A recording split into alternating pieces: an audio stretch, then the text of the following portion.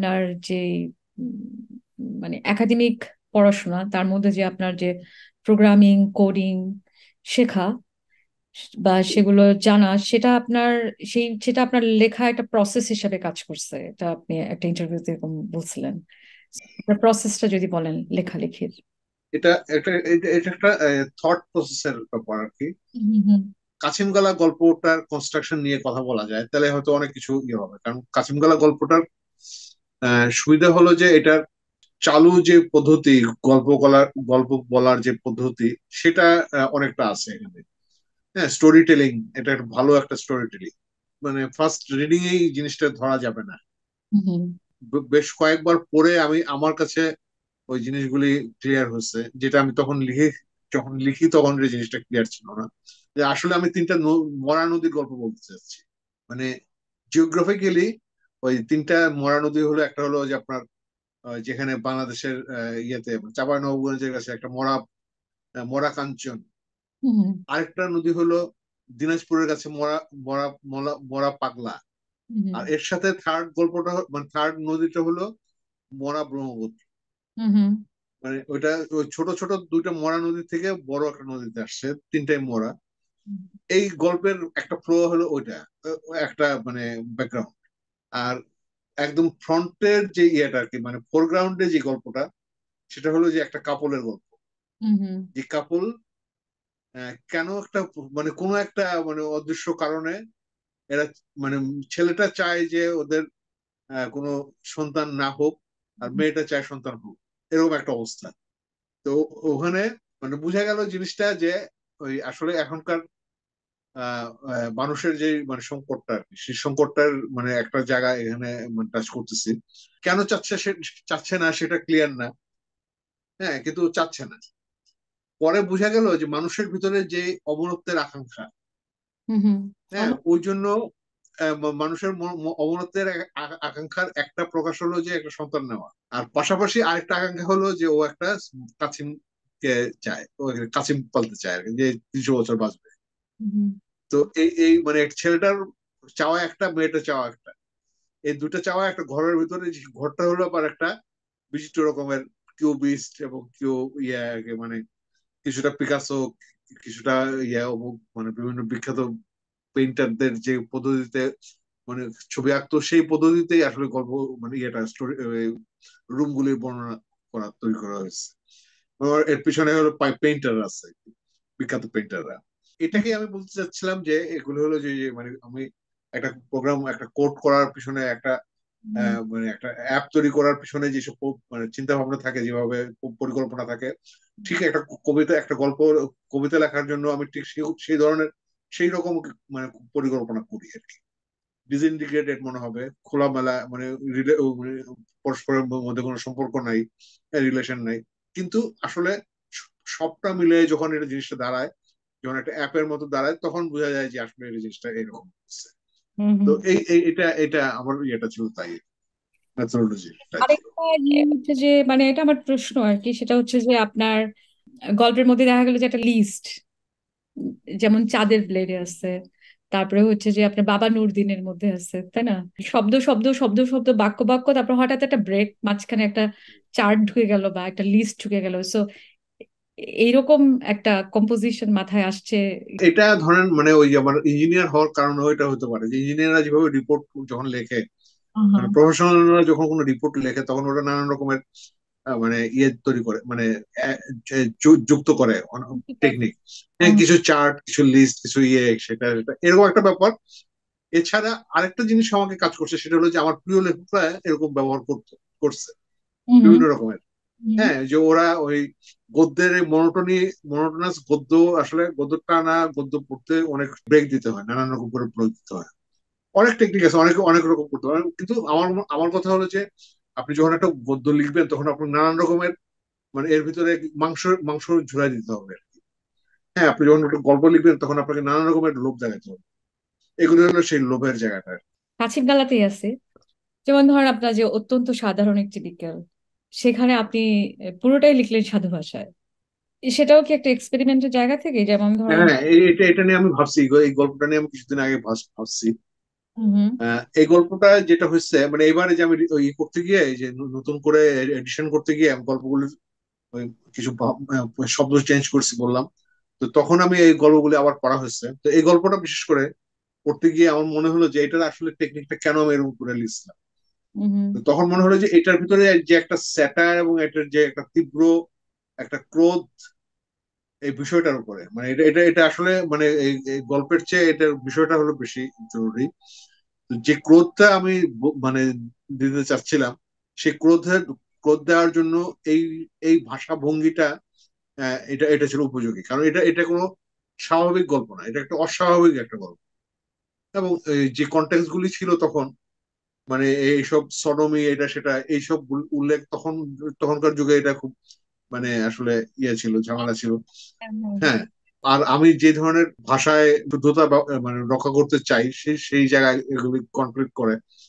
ওই ওই জন্য ওই গল্পটা এরকম ভাষায় দেওয়াতে ওইটা একটা মানে আপনার কয়েকটা মানে ইয়ে দেওয়া গেছে আর কি, মানে আবছা করা গেছে মানে যাতে করে ওই দৃষ্টিটা অন্য ওদিকে না চলে যায়।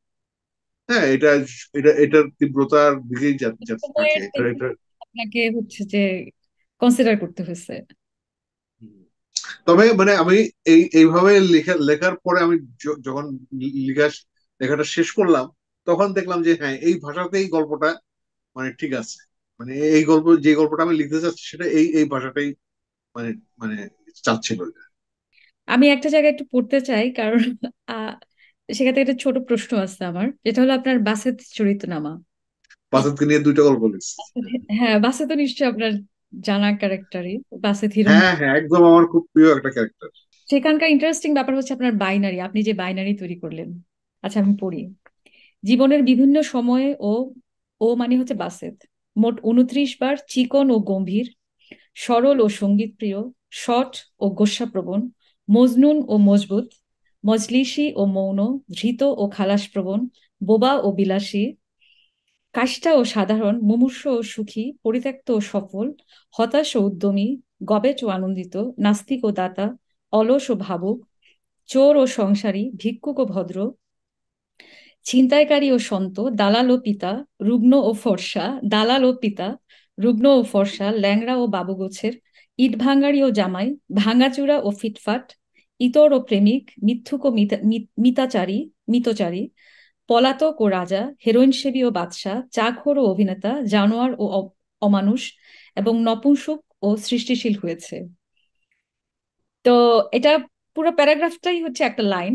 সো এই রকমের বাইনারি আপনার, বাইনারি মানে হচ্ছে যে বাইনারি অপোজিশন, বা একটা ভালো, খুব লিনিয়ার, ভালো খারাপ। এই যে এটা হলো একটা রিদম করা তৈরি করা রিদম। মানে আপনি যদি শুধু বিরোধী জিনিসগুলো দিতেন তাহলে কিন্তু এটা একদম বোরিং একটা জিনিস হয়ে যেত। হ্যাঁ, কিন্তু এটার মধ্যে নানান রকমের মানে শুধু অপোজিশন না, এটা ইয়েও আছে, এটার সাথে সিমিলারিও আছে। হ্যাঁ, হুম, এটার সিমিলি আছে, অপোজিশন আছে, হুম। হ্যাঁ কন্ট্রাস্ট আছে। মানে এর ভিতরে মানে যতগুলি সম্পর্ক আছে সম্পর্কগুলি আবার অন্য অন্য আরেকটা সিরিজ। মানে এটা অঙ্কের অঙ্কের সিরিজের মতোই। সাধারণ জিনিসগুলি অনেক কেউ কেউ আছে এরা অতি জটিল করে করে মানে এবং মানে করে এটা এটা এটা এটা এটা এটা যে মানে এটা এটা এটাও একটা মানে ঝোঁক। এটা একটা ঝোঁক। অবশ্যই, হ্যাঁ। এটাও এটা একটা। একটা ঝোঁক। হুম, হুম। এটা একটা ফুল ফোটার মতো একটা জিনিসের। কেন ফুল ফুটছে সেটা বলা যাবে না। হ্যাঁ, তারপর তো হচ্ছে এই গল্পের এই বাসাত গল্পের এই অংশটা হয়তো ওরকম আর কি, যে এটা হ্যাঁ খেয়ালে একটা করা আর কি। হ্যাঁ, নানান রকমের বাইনারি দেখা। আপনার গল্পে এই যে নুন, নুন ব্যাপারটা একটা, নুন শব্দ এবং হচ্ছে নুনের ব্যবহার। নুন। আচ্ছা, নুন, হ্যাঁ। সো আমি নুন পড়তে, মানে নুন যতবার আমি পাচ্ছিলাম ততবারই হচ্ছে কি আমার মুস্তফা আনোয়ার রিফ্লেক্ট করতেছিল। পরবাসে বসবাস, খুর, তারপরে তুত, মানে মুস্তফা আনোয়ার হচ্ছে প্রচুর প্রচুর নুন আছে, এই নুন ব্যাপারটা কি? আমি অবশ্য জিনিসটার মুস্তফানোর সময়, সময় এবং সাথে সঙ্গ ওই একটা ব্যাপার। এই নুন শব্দটা যেহেতু আমার ওই যে বিক্রমপুরের ব্যাকগ্রাউন্ড, হুম, হুম। বলে আমরা অহরহ আমাদের বাসায় বা ইয়েতে নুনের কথাটা উঠতো আর কি। এবং নুনের মানে সম্পর্কের নুন। হ্যাঁ, মানে ইয়ে নুন, নুন খায় গুণ গায় না, এই যে এরকম নুনটা যে একটা মুস্তফা ব্যাপার। মুস্তফা আনোয়ার যেমন হচ্ছে কি তার তার কবিতায় যে হচ্ছে মানে অনেক মানে হ্যাংওভার ও হয়েছে, ও ও অনেক হলো টাইম একটা হয়ে মানে গেছে, টার্বিড, হ্যাংওভার হয়ে হ্যাঁ। গেছে। এখন নুন দিলেই হচ্ছে যে স্বাভাবিক জায়গায় নাইমা আসবে আর কি, ব্যাপারটা কিন্তু এরকম। আমি যে নুনটা ব্যবহার করছি সেটা হয়তো অন্য। তো আপনার এই কাছিন কাছিন গালার প্রচ্ছদটা আপনার করা? না, হুম। এটা শিবনাথ বলে একজন আছে, আচ্ছা। শিবনাথ। আচ্ছা, আপনার হচ্ছে কি কিন্তু জন্ম এত আপনার করা? জন্মগ্রহণ, হ্যাঁ, জন্মগ্রহণ। আচ্ছা আচ্ছা। তখন হঠাৎ করে আমার ওই যে মানে ওইসব আঁকা আঁকির একটা ঝোঁক ছিল আর কি। এবং আমি অনেকগুলি মানে ওয়াটার পেন্টিং ও করছিলাম। হুম হুম এবং এটা মনে আছে, আমি একবার চয়নের বাসায় গিয়ে, ওর বোন, ও হলো আর্ট কলেজের ইয়ে ছিল, ছাত্রী ছিল। তো ও অনেকগুলি রং ফেলে দিচ্ছে, ওই রংগুলো আমি নিয়ে গেলাম, যে হুম এগুলো দিয়ে আমি কাজ করি। পরে আমার রুমে আমি করতাম, ওয়ালের মধ্যে যে ইয়ে দিয়ে, টেবিল ল্যাম্পটা দিয়ে আমি নিজের ইয়ে করে বিভিন্ন শেড করে, পেন্সিল দিয়ে আউটলাইন করে তারপর ওটার মধ্যে add করতাম। ওটা একটা ডেঞ্জারাস, ওই রুমটা আমার খুব প্রিয়। মানে ওই রুমটা আমার কাছে মনে হতো যে একটা লাইফ। হুম হুম। আমি সারা জীবন ওই ইউনিভার্সিটির একটা রুমে আমি থাকছি, আমি অন্য কোনো রুমে যাইনি। কিন্তু ওই রুমটার সাথে আমার এমন একটা মানে বায়োলজিক্যাল একটা ইয়ে তৈরি হয়ে যায়, মানে বন্ড তৈরি হয়ে যায়, যে আমি মানে প্রায় 7-8 বছর ইউনিভার্সিটিতে থাকলাম, আমি পুরো সময়টাই ওই ওই রুমটাতে ছিলাম। ওই রুমের ভিতরে ওই তসলিমা নাসরিনের বোন আরেকজনের সাথে করলো, মানে ওই ওরা ডেটিং করলো। ডেটিং করে মানে ওই যে ছেলে ডেটিং করলো, ও আমার বন্ধু আর কি। ও আমার কাছে চাবি নিয়ে, এবং বিভিন্ন জন চাবি নিয়ে ওটা করতো আর কি, মানে মাঝে মাঝে ডেটিং করতো। মানে এটা সারাক্ষণই কেউ না কেউ ওখানে থাকতো, এবং ওখানে গেলে খাইতে পারতো ইয়ে। হ্যাঁ। আর ওই দরজার কাছে চাবিটা থাকতো, ওই যে দরজার কাছে, মানে পাশে ওই জানলার নিচে একটা ইয়ে ছিল, মানে ওই জানলার নিচে আবার একটা ইয়ে থাকে না, ওই যে আসা যাওয়া করার একটা, মানে আর একটা ছোট্ট জানলা আর কি। বহু তো আমার সাথে তো ওই যে মাস্তান টাস্তান এদের সাথেও খুব খাতির ছিল। হুম হুম এরকম বহু মাস্তানের মানে বহু, ওরা ভিতরে ভিতরে ওরা হলো আসলে কবি ছিল। এদের আমি পরে পাইছি যে হয়তো আমি নাই, রুমে নাই, দুপুরে কোন এক সময়, বিকেলে কোন এক সময় আসছিল, আইসা একা একা বসে কিছুক্ষণ সে তামাক টামাক খায়া তারপর একটা কবিতা লিখে তারপর চলে গেছে। হ্যাঁ মানে ওইটা ছিল একটা, মানে একটা সাইকো ইয়ে ছিল আর কি, মানে মানে ওটা একটা টেম্পোরারি অটোনমাস জোন। আচ্ছা, কোনো পাঠক যদি আপনাকে জিজ্ঞেস করে যে কাছিনগালা বই থেকে আপনার প্রিয় গল্প কোনটা, আপনি কি এই ধরনের প্রশ্নের উত্তর দিতে অস্বস্তি বোধ করেন না তো নাকি? আপনি কি কোনো সিলেক্ট করতে না, পারবেন? এমনিতে কাসিম গালা গল্প, এই নামে যে গল্পটা, এটা আমিও খুব পছন্দ করি। হম হম, এটা তো এটা আমার মনে কারণ হয় যে হচ্ছে, সবচেয়ে বেশি পাঠক আহ হ্যাঁ, অ্যাজ ওয়েল এজ এই যে মানে অনেকে এটা পছন্দ করছে। হ্যাঁ। কিন্তু আমি এই গল্পটার সাথে একটা আমার একটা মানে একটা ইয়ে আছে, স্পিরিচুয়াল ব্যাপার আছে। সেটা হলো, হম হম ওটা ছিল আমার প্রথম হেরোইন খেয়ে এক লেখার অভিজ্ঞতার রাত, একটা অভিজ্ঞতার গল্প। মানে সন্ধ্যা পর্যন্ত আমার মনে আছে যে আমি আর রিফাত খেলাম।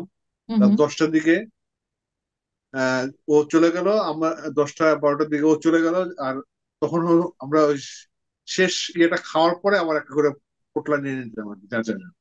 হম হম তো আমি ওই মানে ওই যেটা নিছিলাম ওটা সারা রাত একটু একটু করে খাই আর লিখি, ওই একটু খাই আর লিখি, এরকম করতে করতে হঠাৎ দেখি যে মানে রুমের লাইটের চেয়ে বাইরের লাইট বেশি দেখা যাচ্ছে। কি ব্যাপার, দেখি সকাল হয়ে গেছে। এই লিখতে লিখতে সকাল হয়ে যাওয়া, এটা আমার কখনো ঘটে নাই। এবং একই ইয়ের মধ্যে একটা স্পিরিচুয়াল একটা ট্রান্সের মধ্যে দিয়ে গেছে। এই গল্পটা একটা ট্রান্সের মধ্যে এক বসায় লেখা। এবং গল্পটা পরে হয়তো টুকটাক এটা এটা সেটা হয়েছে। আমি আরেক আমার বন্ধুদের দিয়ে ওই যে চাঁপাইনবাবগঞ্জের যে ভাষার যে অংশটা, ওটা ওরে দিয়ে আমি ট্রান্সলেট করেছি এবার। আগে আমি সাধারণ ভাষায় লিখছিলাম, হম পরে ওরে দিয়ে আমি চাঁপাইনবাবগঞ্জের ট্রান্সলেশনটা করেছি। এরকম কিছু ইঞ্জিনিয়ারিং করা হচ্ছে। কিন্তু ওই যে পুরো গল্পটা একবারে লেখা আর কি, একটানে লেখা এটা। এবং ওই একটা ওই ট্রান্সের মধ্যে। তো এটা, এই গল্পটা একটা পছন্দ আমার, এটা অবশ্যই একটা পছন্দ। হ্যাঁ, আপনার ওই যে প্রথম গল্প যেটা, প্রথম কবিতা, প্রথম কবিতা, হ্যাঁ। এটা তো হচ্ছে প্রথম বোধহয়। কবিতার ব্যাপারটা তো বুঝছেন তো, রবীন্দ্রনাথ লিখছিল না শেষের কবিতা?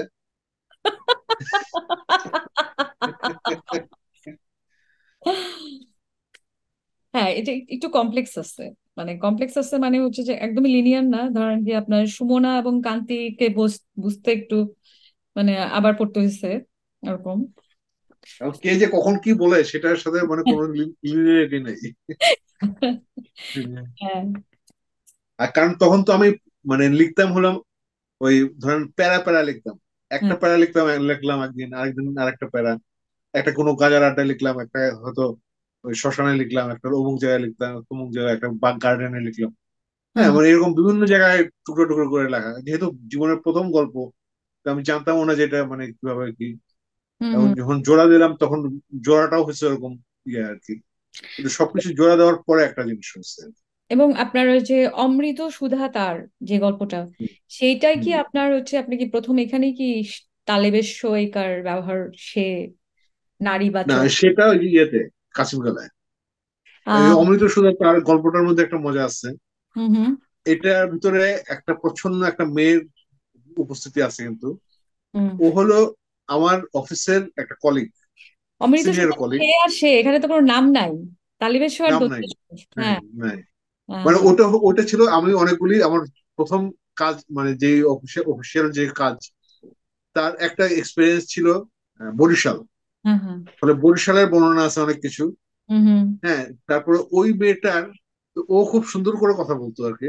এবং হুম ওর হাতের মধ্যে একটা পোড়া দাগ ছিল কোথায় জানি। হুম এই সবকিছু মিলে ও একটা অ্যাট্রাকটিভ একটা ব্যাপার হয়ে গেছে আর কি। হুম হুম মানে সবকিছু মিলে ওর একটা মানে মানে আমার কাছে পরামর্শক একটা মেয়ে মনে হতো আর কি। হুম এই হুম সবকিছু মিলে আমার কাছে এই অমৃত সুধাটা, ওই মেয়েটার কথা মনে হতো। আর ওই যে দেখবেন যে ওখানে একটা শব্দ আছে, ওই যে মানে ইয়ে বর্ণনা, মানে জানলা খুলে দিলেও একটা মানে মানে একটা বিকট শব্দ আছে, একটা লম্বা একটা শব্দ আছে, হুম হুম। বানানো শব্দ, অনেকগুলো শব্দ জোড়া দেওয়া। প্রত্যেকটা গল্পে মানে অলমোস্ট প্রতিটা শব্দই এর পিছনে কিছু না কিছু জিনিস আছে, হ্যাঁ হ্যাঁ হ্যাঁ। সত্যিকারের জিনিস আছে আর কি, একদম সত্যিকারের জিনিস। চোখে চিলের ডিম, এটা নিয়ে হ্যাঁ।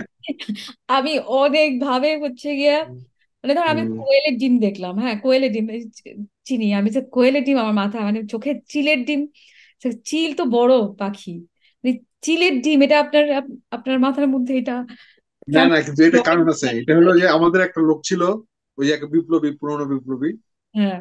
তো ওর চোখটা ছিল বড় বড় চোখ, ওর ফর্সা, লোকটা ফর্সা, চোখগুলি বড় বড়, কিন্তু ফোলা ফোলা। চোখগুলি হলো নীলচে, নীলচে চোখ। হ্যাঁ এবং হ্যাঁ ওই চোখ হলো, সে ছিল খুব ইয়ে আর কি, মানে ওই যে কিছু চোখ আছে না মানে নড়াচড়া না, ইয়ে আর কি, হ্যাঁ। স্থির। এবং ওর হলো বিড়ালের চোখ, বিড়ালের ইয়ে আর কি মনে। তো চিলের ইয়ে কিন্তু ডিম কিন্তু হলো নীলচে। আচ্ছা, আমি কখনো দেখি না এই নীলের সাথে ওই নীল। হ্যাঁ, ওই নীল। চিলের ডিমের আসলে নীল। বিপ্লবীরা আমার ভীষণ ভাবে ই করে বলছে। আমি হচ্ছে যে আপনার কাছিম, কাছিম গালার একটা একটা অংশ একটু পড়তে চাই। কাছিম হলো আজব জীব, পানির খাসি, পূর্ণবয়স্ক নুনুর মতো তার চাচা ছোলা উদাম গলাটি যে কোনো সময় বুকের ভেতর লুকিয়ে ফেলতে পারে। তাই কাছিম একটা রহস্যময় প্রাণী। মুসলমানরা জবাই করার কৌশল আয়ত্তে আনতে পারেনি বলে এর মাংস আস্বাদনে বঞ্চিত। কিন্তু মহাশূন্যচারীর চমৎকার নিরাপদ পোশাকের মতো আর কারুই বা এমন দেহবর্ম আছে? দেখতে লাজুক মনে হলেও যৌন জীবনে কাছিম নিশ্চয়ই খুব গোছালো। চরের বালির উত্তাপে যেভাবে সে ডিম ফোটায়, ভাবলে অনুপ্রাণিত হতে হয়।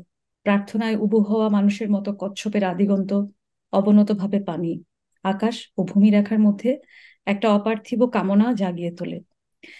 মানে এই লাইনটা, এই প্যারাটা আমি পড়লাম, মানে আহ, আমি বলতেছি আর কি যে অবজারভেশন, যে লেখকের কৌতূহল এবং হচ্ছে অবজারভেশন, এবং আপনার লেখায় হচ্ছে যে ধরেন যে আপনার লেখাকে কখনো হচ্ছে যে এটা, মানে হয় না বাংলাদেশে একটা জিনিস হয় যে মানে যৌনতার, ওর গল্পে অনেক বেশি যৌনতা আসছে বা এরকম, মানে একটা ট্যাগ দেয়। আপনার কি কখনো এরকম ট্যাগের মধ্যে পড়তে হয়েছে? না, আমি এমন আসলে যে বর্ণনাগুলি লিখি, ওটা এত ব্যালেন্স থাকে যে এটা কোনো একটা বিশেষ ঝোঁকের মধ্যে থাকে না, বা কোনো একটা বিশেষ কিছু একটা কিছুর ভিতরে নিয়ে যায় না, থেকে আপনি এটা ট্যাগের একটা মধ্যে অন্য জায়গায় নিয়ে বলে যায়। এখন আপনি এক্সপ্লেন, এইভাবে এক্সপ্লেনেশন দিচ্ছেন নাকি হচ্ছে যে? না না, এটা আমি ভিতর থেকে কারণ আমি চাই একটা সামগ্রিকতা তৈরি করতে। হুম হুম এবং এর সাথে একটু ওই যে নুন বললেন না, এখানে আরেকটা নুনের ব্যবহার আছে, সেটা হলো যে একটা যৌনতা একটা নুন হিসেবে ব্যবহার করা হয় হুম হুম কখনো কখনো। আর এখানে নুনুটাকে আমি এক ছোট করে ফেলছি আর কি, মানে ওই যে মানে কাসিমের সাথে যে মানে ওই লিঙ্গ যদি বলতাম বা ইয়ে বলতাম, সেটার মধ্যে যে জিনিসটা তৈরি হতো, আর নুনু বললে এটা যে জিনিসটা তৈরি হয়, হ্যাঁ এটা এটা অনেকটা হ্যাঁ মানে হ্যাঁ, এটা। মানে এটা তো মানে হ্যাঁ আপনি লিঙ্গ বললে কোনো ভিজুয়ালাইজেশন আসতেছে না। হ্যাঁ আপনি হ্যাঁ যখন নুনু বলতেছেন তখন তো সেইটা হ্যাঁ ভিজুয়াল হচ্ছে, এবং মানে আমার হ্যাঁ। ধারণা যে কেউ কমিউনিকেট করতে পারবে আর যে কেউ একই রকম ভাবে মনে হবে আর কি। একই মানে যেটা আমি ভাবতেছি, যেটা হুম আমার বর্ণনা পড়লে অনেকে এই জিনিসটা বলে আমার বর্ণনা পড়ে, যে হ্যাঁ আমি মনে হয় আমি ওখানে ছিলাম, না আমি দেখতেছি এরকম। তো আমি ওই ওই বর্ণনাটা আমি পারি পারি লিখতে পারি আর কি, করতে হুম পারি। হুম হুম। এটা আমি আরো বিভিন্ন ভাবে করে দেখছি যেটা হয় এটা। মানে কাছিঙ্গালার একটা লম্বা সময় পরে আপনার গতকাল লাল। হ্যাঁ, হ্যাঁ এর মধ্যে আমার অনেকগুলো মানে অভিজ্ঞতা তৈরি হয়ে গেছে, অভিজ্ঞতার ভিতর দিয়ে গেছি আমি, মানে সেটা প্রফেশনাল অভিজ্ঞতা, এবং ওইটার সাথে ভূগোল যুগ হচ্ছে, মানে অনেক জায়গায় দেশের ভিতরে অনেক জায়গায় আমি ভ্রমণ করে ফেলছি। ফলে ওই ভ্রমণের যে মানে অভিজ্ঞতাগুলি সেগুলি এই গল্পের ভিতরে আছে। হ্যাঁ। এটা এটা এমন না যে খুব বেশি গড়বেঙ্গলাই মানে আমি। গ্রাম, হ্যাঁ হ্যাঁ। গড়বেঙ্গলাই গ্রাম, যেমন হুম আপনি হুম। মানে হচ্ছে যে আমার ধারণা হচ্ছে কনসার্টের মানে ওই কনসার্টের ঘটনার আগে আপনি সম্ভবত ওইখানে গেছিলেন 2004। আমি ইনফ্যাক্ট ওই ওই কনসার্ট যেটা নিয়ে গল্প মানে যে ঘটনাটা যেটা, ওটারই আমি কনসালটেন্ট হিসেবে কাজ করতাম। আচ্ছা। ওই যে আপনার ওই খনি, হুম হুম। কয়লা খনি, কলাখনি, হ্যাঁ। ওই কয়লা খনির মানে কনসালটেন্ট হিসেবে আমি কাজ করতাম, এবং ওখানে আমি ওই কয়লা খনির কাজেই আমি গেছিলাম, ওই অবজারভেশন গুলি। কিন্তু আমার আরো আসলে ডেসক্রিপটিভ লেখা উচিত ছিল, যে আমি যে অভিজ্ঞতা আমার হচ্ছে। হ্যাঁ, তখন তো আমি আসলে ওই ড্রাগের ওই টাইমটা তো মানে আমি খুব সংক্ষিপ্ত, হ্যাঁ খুব মানে ইয়ে করতাম আর কি, খুব গাণিতিক হুম হুম। ইয়ের ভিতরে ডিটেলের ভিতরে গাণিতিক টাইপের মানে ফর্মুলার মধ্যে ওরকম। কিন্তু এখনকার সময় যদি হতো তাহলে আমি এটা অনেক ডিটেল লিখতাম, কারণ আমার অনেক ডিটেল অভিজ্ঞতা আছে, হুম হুম। কনসালটেন্ট হিসেবে অনেক কিছু পাইছিলাম আর কি, আমার হুম কাছে হুম। ছিল। হুম। তো আপনার এই ইয়েতে হচ্ছে গতকাল লালে আপনার প্রিয় গল্প কোনটা, বা আছে আদৌ? এই এরকম গল্প আমি লিখি নাই, ওই যে চাঁদের ব্লেডের মতো গল্প, মানে এটার মধ্যে বলা যায় যে থ্রি ডাইমেনশনাল একটা মানে গল্প আর কি, মানে এটার ভিতরে স্পেস আছে, ঘটনাক্রম হুম এমনি মানে কম সাংকেতিক, হুম হুম। হ্যাঁ কম কম সাংকেতিক। তো এই গল্পটার ভিতরে নানা রকমের মজা আছে আর কি, মানে উড়ন্ত উড়ন্ত ব্যাপার আর কি, এক ধরনের। হ্যাঁ হ্যাঁ, ঠিক ইয়ে না, দম বন্ধ হয়ে যায় না আর কি, মানে বর্ণনার জন্য দম বন্ধ হয়ে যায় না। কাদের ব্লেডেই তো বোধহয় ওই যে একটা লাইন আছে যে চেয়ারে হেলান দিয়ে বসলে মনে হয় রবীন্দ্রনাথ নয়, আমি চলেছি ইউরোপ যাত্রার ডেক চেয়ারে বসে। আচ্ছা, আপনার এটা হচ্ছে যে অনেক প্রিয় গল্প না, চাঁদের প্লেট? এক একটা গল্পতে এক এক ধরনের উদ্দেশ্য নিয়ে লেখা। হুম হুম যেমন ধরেন এই যে আপনার ওই যে বাবা নুরদিন, হুম হুম বাবা নুরদিন যে অনেক কি বলা যায় মানে হুম অসচেতন ভাবে সচেতন গল্প, এটা বলতে পারেন অসচেতন ভাবে সচেতন গল্প। মানে হুম এটা ঠিক মানে স্টোরি লাইন ওরকম কোনো ইয়ে না আর কি, কম্প্যাক্ট কোনো স্টোরি লাইন না। হুম হ্যাঁ হুম এটার মধ্যে অনেক কিছু বলার অনেক কিছু আছে। হ্যাঁ সেটার মধ্যে ওই অনেকগুলি অনেক কিছু বলার ভিতরে স্টোরি তৈরি করা হচ্ছে আর কি। কিন্তু হুম গল্পটার ভিতরে এক ধরনের মানে একটা সময় এবং একটা মানে অনেক কিছু আছে এর মধ্যে। হুম হুম হ্যাঁ ইতিহাস, ঘটনা ঘটনা চক্র এবং রাজনীতি, হুম রাজনৈতিক অনেক কিছু আছে এর মধ্যে। হুম হুম। আর বাসে থিরুনছি? আর বাস্তব সিরিজ তো আমার খুবই প্রিয় গল্প বলা যায়, কারণ এটা এটা আমার অনেক অনেক ভিতরের ইয়ে গল্প, এটা আর কি, অনেক ইনভলভ হওয়া গল্প। হুম হুম হ্যাঁ যুক্ত হওয়া, এটার মধ্যে আমি অনেক যুক্ত। হুম হুম। আমি একটু বইটা আমি হাতে নিয়ে দেয় মনে হবে আর হ্যাঁ কি। হ্যাঁ হ্যাঁ, শিওর, বইটা আমার হাতেও আছে।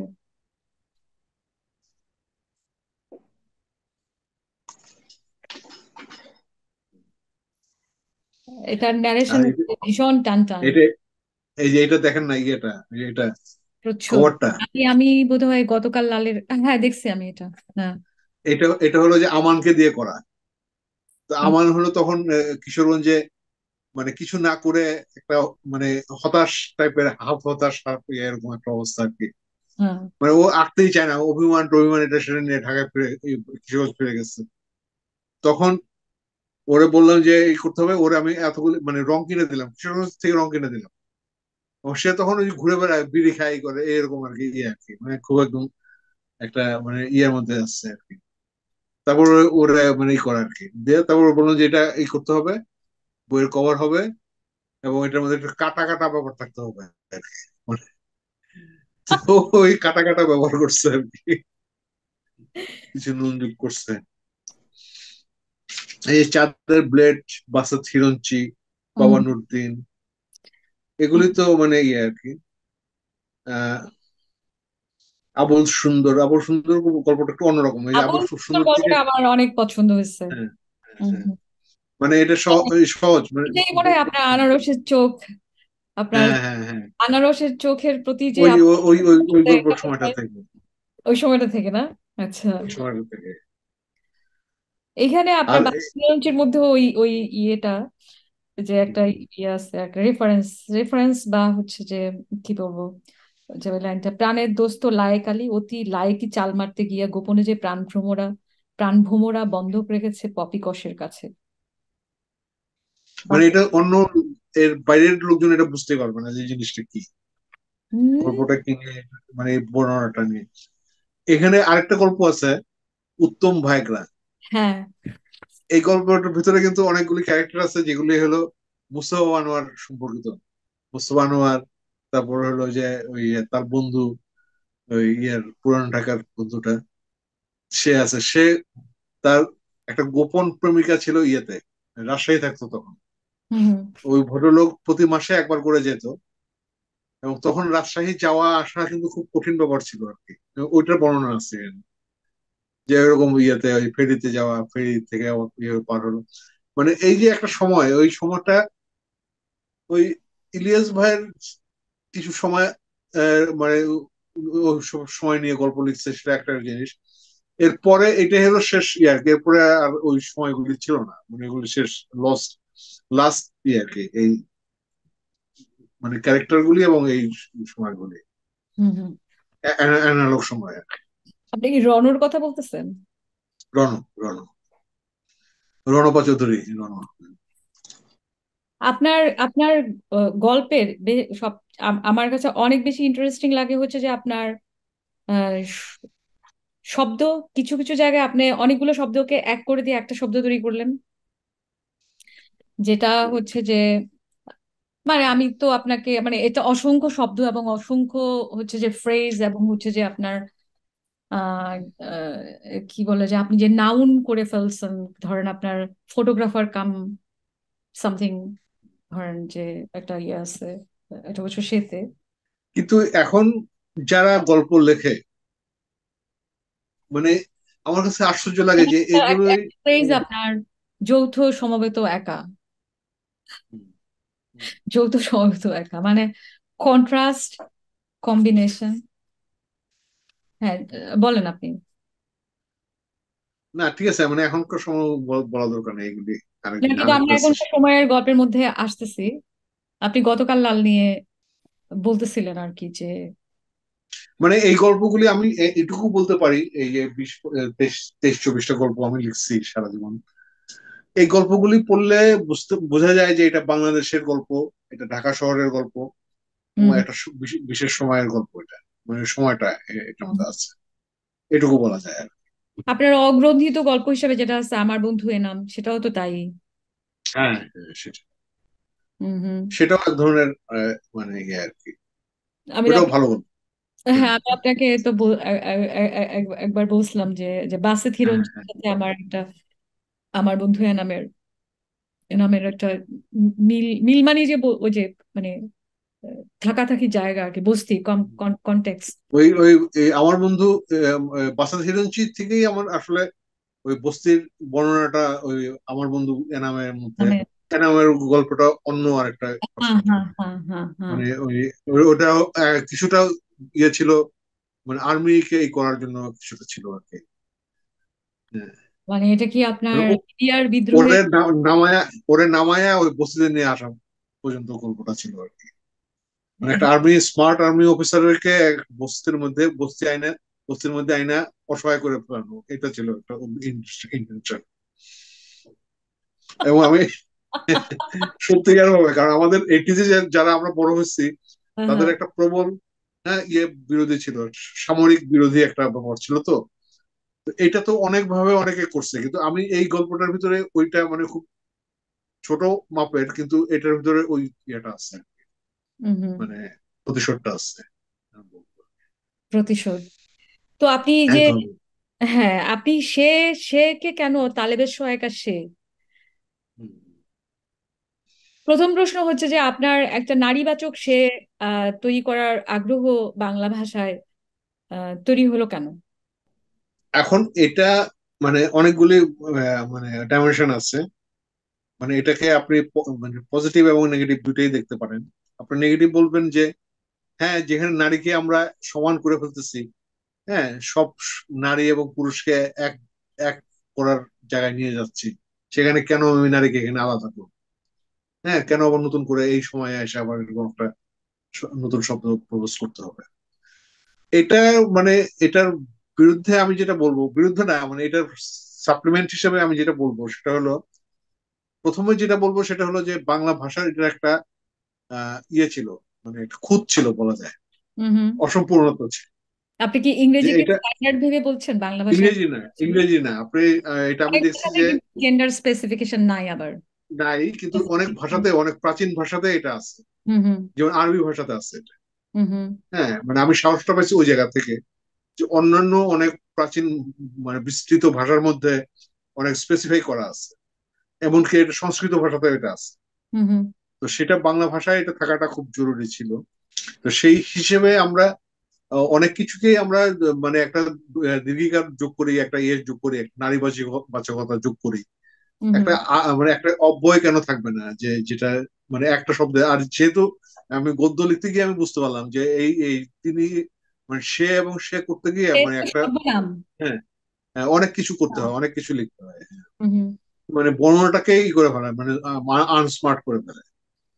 তো সেই জায়গা থেকে মানে মূলত ওই জায়গা থেকেই আমি মানে আমার শুরু।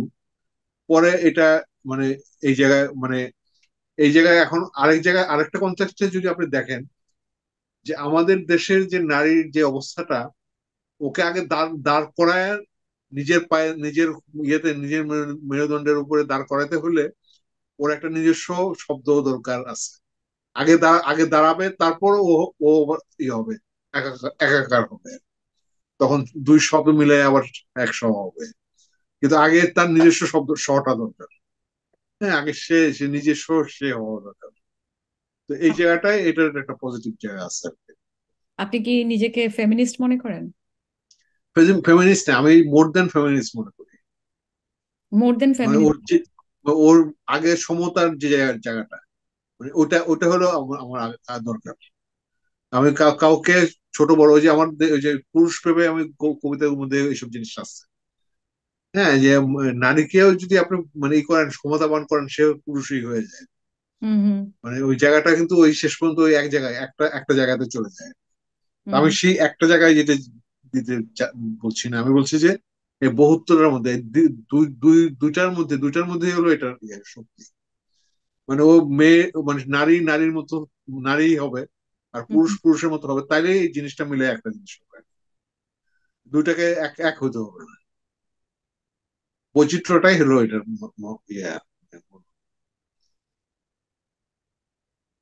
বৈচিত্র্য থাকতে হবে। আহ, আচ্ছা, সে কে, সে আপনি কেন মনে করছেন যে সে একটা উপন্যাস? এখন উপন্যাস তো আসলে কোনো নির্দিষ্ট কোনো ব্যাপার নেই। না যে আপনার উপন্যাসের হ্যাঁ নিজের একটা। ঐতিহাসিক ঐতিহাসিক উপন্যাসের মানে যেই জায়গাটা ছিল, সেই জায়গা থেকে আমরা পার হয়ে গেছি। হুম এখন একটা উপন্যাস মানে হলো যে একটা, এটা একটা সেকশন লাইফ।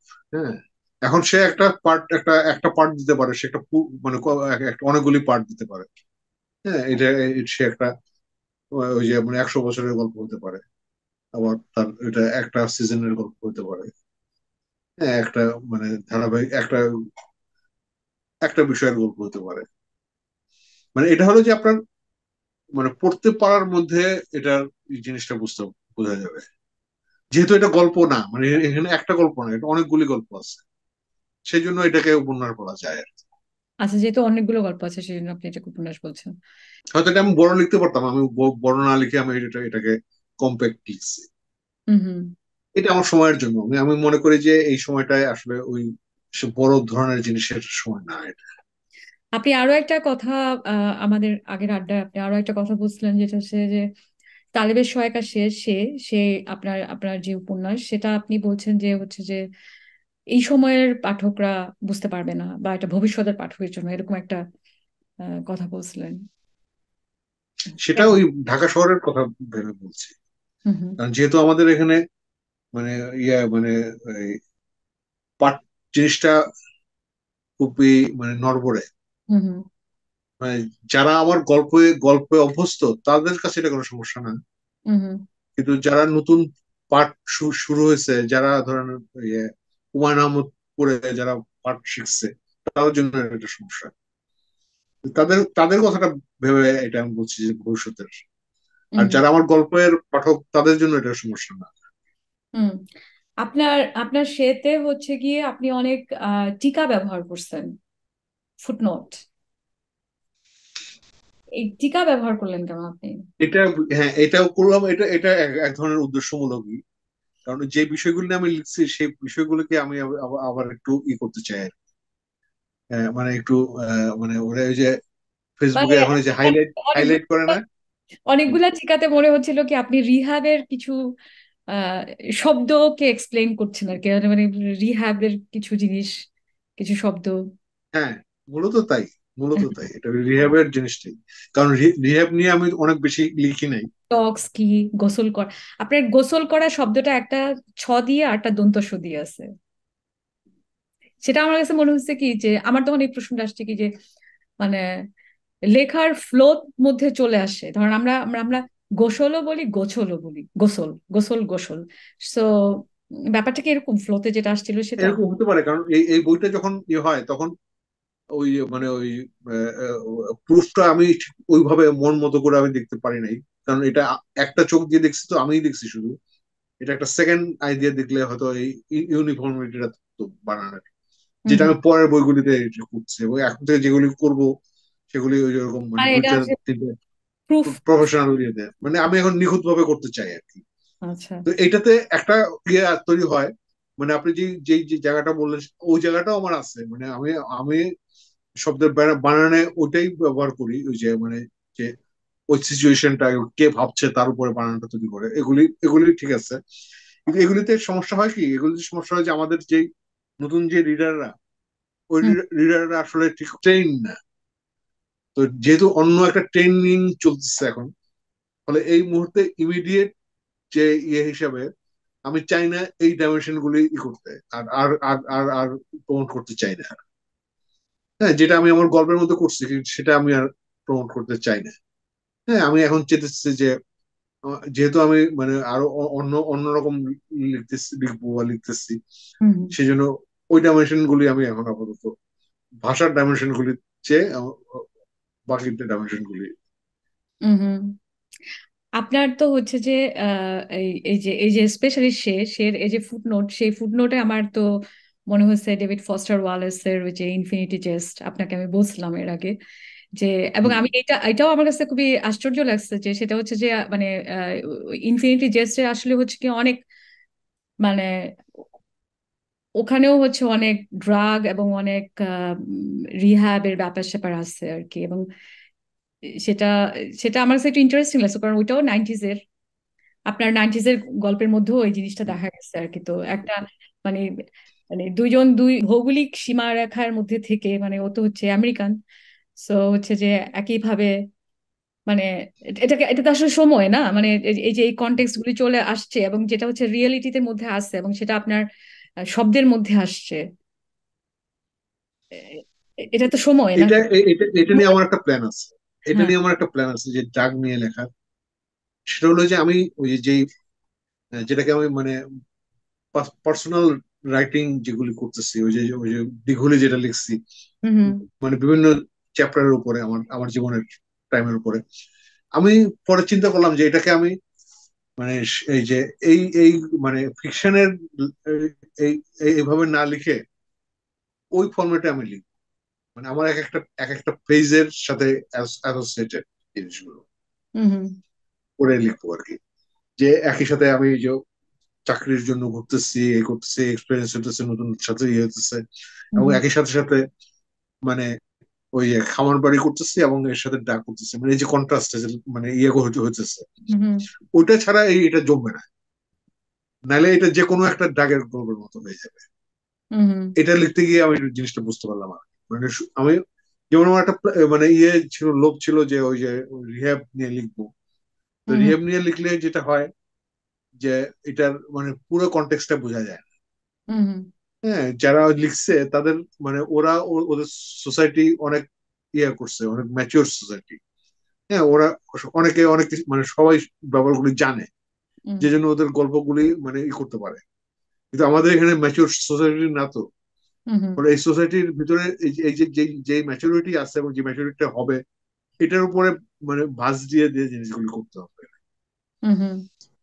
এখন যে প্রশ্নটা আমার মাথায় আসছে সেটা হচ্ছে, ধর আপনি তো অলরেডি অনেক, মানে অনেক না হলেও ধরেন যেই নাম্বার আপনি, যে ভলিউম আপনি লিখছেন, এবং তারপরে আপনি আপনি আসলে কখন জিনিসটা আবিষ্কার করলেন যে আপনার আগের জেনারেশন শব্দটা আমি ব্যবহার করতে চাই না, মানে আপনি কিভাবে এই যে আপনার শব্দ প্রয়োগের যে ভিন্নতা, যেখানে আপনি ধরেন মানে অনেকগুলো শব্দকে জোড়া দিয়ে একটা এক্সপ্রেশন দিচ্ছেন, আবার ধরেন এখানে প্রচুর হচ্ছে যে আপনার টেকনোলজিক্যাল ওয়ার্ডকে আপনি হচ্ছে যে হিউম্যানিটিস এর মানে লিবারাল আর্টস এর শব্দের মতো করে হচ্ছে মানে এখানে ব্যবহার করছেন। এই যে আপনার আপনার আপনার শব্দ প্রয়োগ, শব্দ আহ আহ, ভেতর থেকে যেটা আসছে সেটা আপনি যেভাবে আসলো এবং তারপর আপনি লিখলেন, তারপর আপনি আপনি এই শব্দের ফ্রেজের ব্যবহারের পার্থক্যের জায়গাটা আপনি অন্যান্য আপনাদের আগের জেনারেশন, যেমন আপনি এর আগে বলছিলেন যে এইটিজে এসে যে আরবান এবং নন আরবানের একটা যে কনটেক্সট, সেটা আপনার কাছে মনে হয়েছিল যে, মনে হচ্ছে যে এইটিজে এসে অনেক বেশি আরবানাইজেশন দেখা যাচ্ছে, বা এটা কি এই এই এই শব্দগুলো দিয়ে কি আপনি মানে আপনার কি মনে হয় সময়কে আলাদা করা যায়, এবং আপনার আগের জেনারেশন বা এখনকার জেনারেশন বা কি আসলে কিভাবে কোনো কিছু করা যায় কিনা, মানে এইভাবে কি ভাবা যায় বা কি? আর না, আপনি এখানে দুইটা দুইটা দুইটা জিনিস আছে। হুম হুম একটা হলো যে আমার বিস্তৃত পড়াশোনা করা আছে, হুম হুম মানে বাংলা ভাষার, বাংলা সাহিত্যের এবং ওয়ার্ল্ড লিটারেচার দুইটাই, মানে প্রয়োজনীয় বইগুলি আমার পড়া আছে। হুম হুম এটা একটা আমার জন্য অ্যাডভান্টেজ। আর দ্বিতীয় অ্যাডভান্টেজ হলো যে আমি আমার জীবিত সময়ের, মানে আমার সময়ের যে জীবিত লেখকদের যে টাচে আসছে আমি, হুম হুম আমার মানে খুব সৌভাগ্য যে আমি বেশ কিছু মানে প্রপার লোকের সাথে আমার দেখা হয়েছে। যেমন আব্দুল মান্নান সৈয়দ, হুম হুম মুস্তফা আনোয়ার, হুম আবিদ আজাদ, হ্যাঁ এরকম, এবং আরো কিছু লোক আছে, বা আমাদের তরুণ বন্ধু যারা আছে, এই লোকগুলির মানে যেই যে আপনি যেই মানে গুণগুলির কথা বললেন, যে এই যে কন্টেম্পোরারি হওয়া, হ্যাঁ, হুম এবং এই সব সময় মানে সময়কে ব্যাখ্যা করা এবং আরবানাইজেশন এবং নন আরবানাইজেশনকে বোঝা, এই জিনিসগুলির জন্য এই লোকগুলির মানে যে টাচ, সান্নিধ্য, এটা আমার একটা বিরাট কাজ করছে। হুম এই যে হুম একটা নতুন শব্দের দিকে যাওয়া, আমি আমি কিন্তু হুবহু ওদের যে কোনো কিছু ব্যবহার করতেছি না, হুম হুম কিন্তু ওরা যে ওদের কাছ থেকে যে আমি যে শক্তিটা পাইছি, যে এই যে ব্যবহার করতে হয়, জীবনে ব্যবহার করতে হয়, এই যে গ্রেট মাস্টারদের লেখা থেকে আমি যে যে শক্তিটা পাইছি, এটাই হলো সেই জায়গাটা, যে সোর্স অফ মানে এনার্জি আমার, হুম হুম যে ওদের ওটা। এবং এর সাথে এখন যোগ হয়েছে যে একদম কন্টেম্পোরারি, একদম মানে রিসেন্ট যে যারা লেখালেখি করতেছে, হুম হুম ওদের সাথে আমার মানে যে সংযোগ, এটাও কিন্তু আমাকে হেল্প করতেছে। যে একই সাথে আমাকে মানে সমসাময়িক হওয়ার জন্য যে ইয়েটা, ওদের ওদের কাছ থেকে আমি এটা পাচ্ছি শিক্ষাটা, হুম হুম যে এই সমসাময়িক হওয়াটা মানে যে যেভাবে হইতে হয়, হুম হুম। সেটাও আমি শিখতেছি। আপনার প্রিয় লেখক কারা, বা আপনি যে যে বললেন যে আপনি যাদের লেখা পড়েছেন আপনার না, go- আমার প্রিয় যে আমি যে এই যে 1,000 বইয়ের কথা বললাম, হ্যাঁ হ্যাঁ হ্যাঁ, সেটাই। আমার তো মানে মনে হয় যে আমার এই 1,000 লোকই আমার প্রিয়। এটা আমি আমি যেটা মনে করছি যে ওই যে আমাদের কন্টেম্পোরারি মানে কারেন্ট লেখকদের নিয়ে কথা বলাটা, এটা একটা এটা রয়ে গেল। কারণ হুম আমার এক ধরনের হুম। আমার বিরুদ্ধে অভিযোগ আছে যে আমি আমার সমসাময়িক এবং ইয়েদের লেখকদের নিয়ে কথা বলি না, সেটা আমি কাটাতে চাই আর কি।